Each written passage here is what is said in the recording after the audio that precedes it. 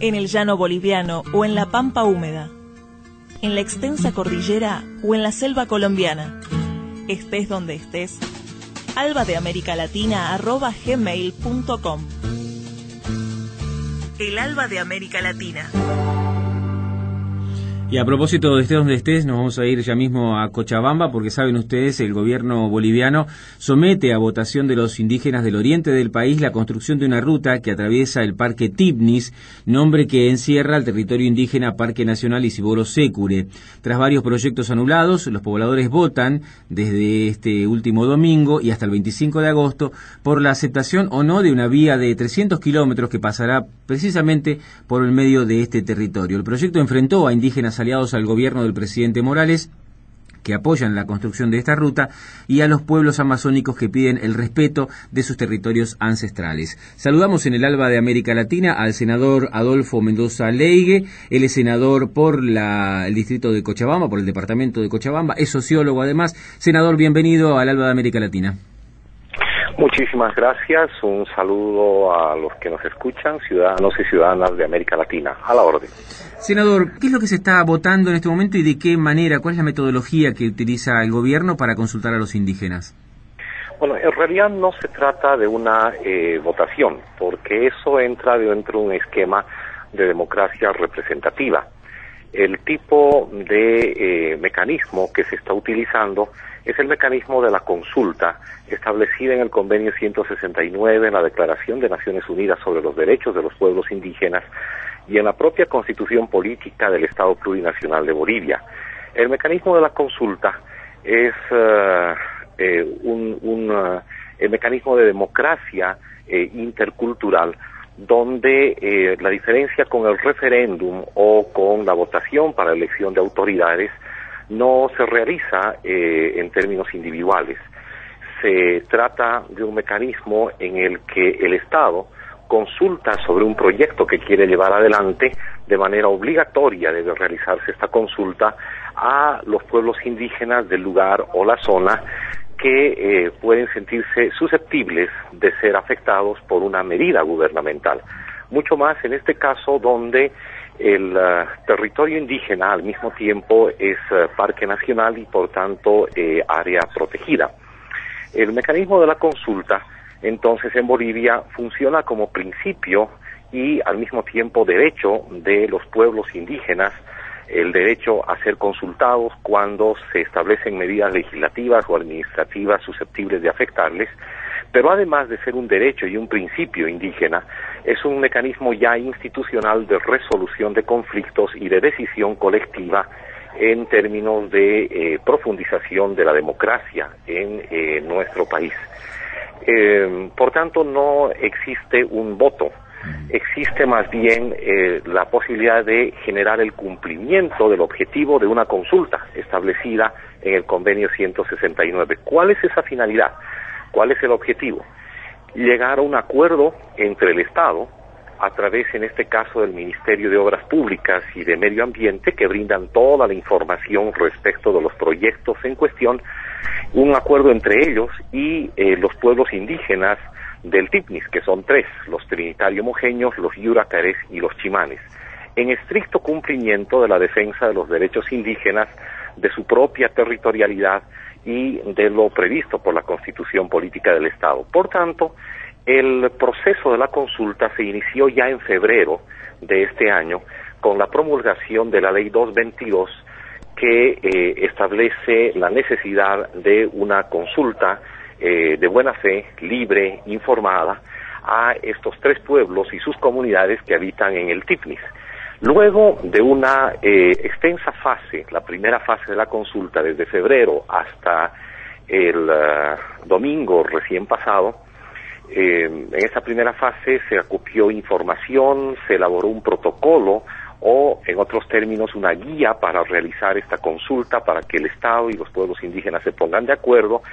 Se concertó con las autoridades por sus normas y procedimientos propios esta guía metodológica, y ahora se entra en la segunda fase, que son eventos en cada una de las comunidades indígenas del Tipnis para que ellas, con base en sus normas y procedimientos propios, puedan dar su palabra, puedan dar su voz respecto de 3 asuntos. Primero, si es que se va a aceptar que todo el TIPNIS, en tanto territorio indígena y área protegida, sea intangible, es decir, que solo se admita actividad científica y cuestiones de guardabosques, o si por el contrario se fortalece el territorio indígena, los derechos de los pueblos indígenas, para permitir una zonificación que al mismo tiempo realice la gestión territorial que ellos trabajaron desde aproximadamente 15 años atrás y que formalmente ya funcionaba en nuestro país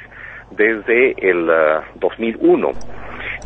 La intangibilidad podría afectar los proyectos productivos, podría afectar las actividades tradicionales como la caza, la pesca, la recolección, pero al mismo tiempo la ganadería y la agricultura que ellos realizan en el parque y territorio indígena TIPNIS. Por esta razón es que lo primero es consultar si es que todo el parque va a ser zona intangible o no.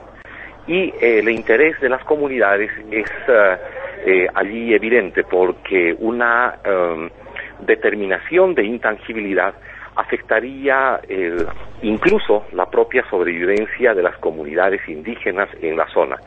Pero además este tema se vincula con un segundo.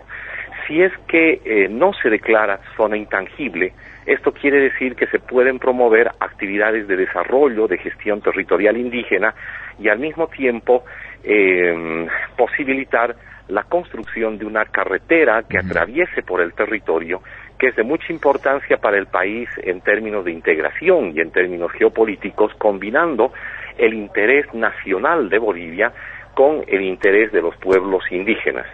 Y al mismo tiempo, porque se trata de un territorio indígena y área protegida, se discutirá un conjunto de medidas de salvaguarda, es decir, de medidas y actividades de protección del TIPNIS para cuidar su equilibrio ecológico, para mitigar los impactos negativos y para fundamentalmente evitar asentamientos de colonizadores al interior de esta área protegida y el TIPNIS. El resultado en este momento es que más del 80% de las comunidades han aceptado el ejercicio de la consulta, porque es algo ya definido en términos constitucionales y en la Declaración de Naciones Unidas sobre los Derechos de los Pueblos Indígenas. Se está procediendo en este momento a la consulta en 2 comunidades, una Oromomo, que está hacia el norte de este territorio, y otra San Miguelito, que está hacia el sur del territorio. La consulta se realiza con base en sus normas y procedimientos propios y de esto dependen los acuerdos entre el Estado y los pueblos indígenas una vez que se concluya el conjunto de eventos para las 63 comunidades indígenas que allí habitan. Estamos hablando con el senador Adolfo Mendoza, representa el Movimiento al Socialismo. Senador, entonces, ¿esto significa que si las comunidades consultadas se pronuncian a favor de la intangibilidad del TIPNIS, es decir, del territorio nacional, del Parque Nacional, esto significa que no se va a poder construir la carretera?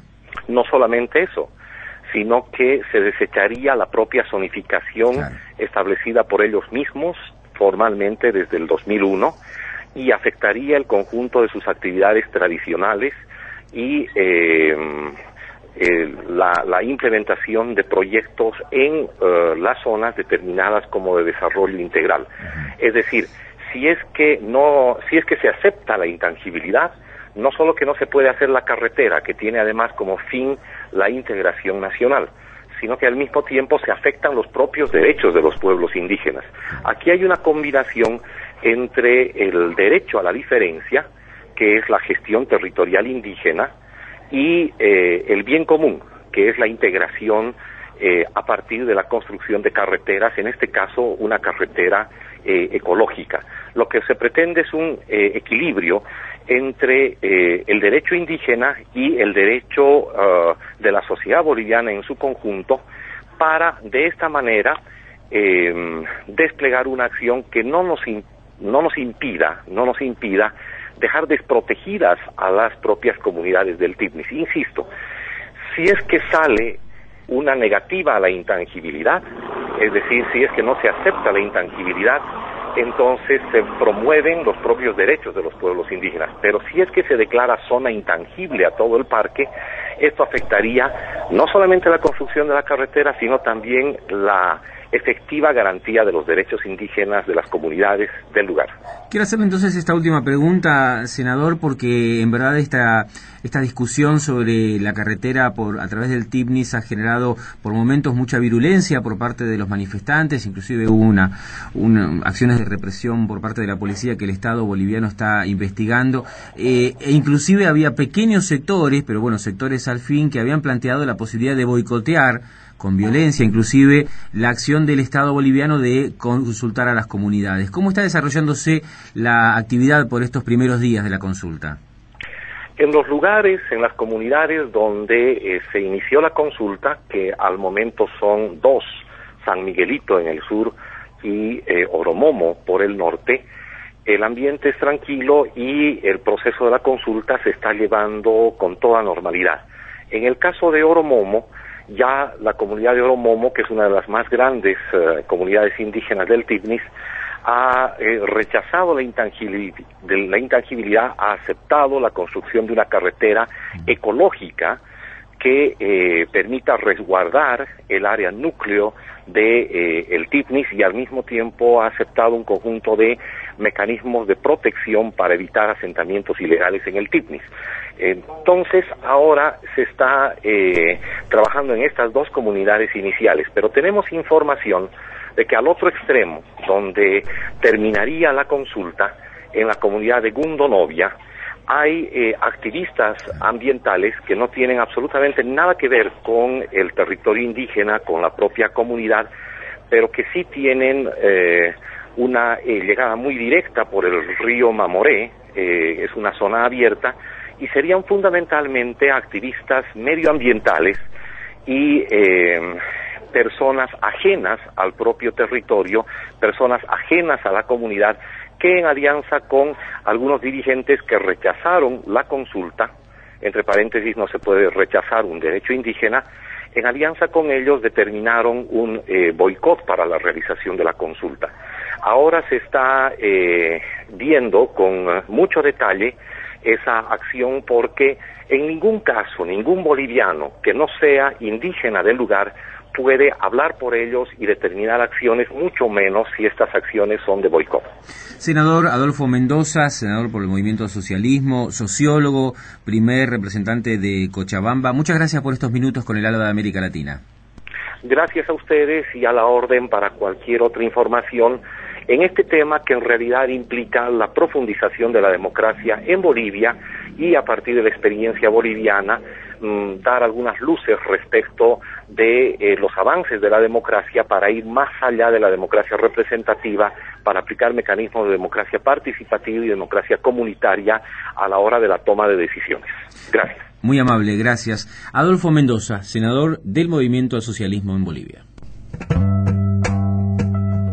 Ya volvemos con el Alba de América Latina.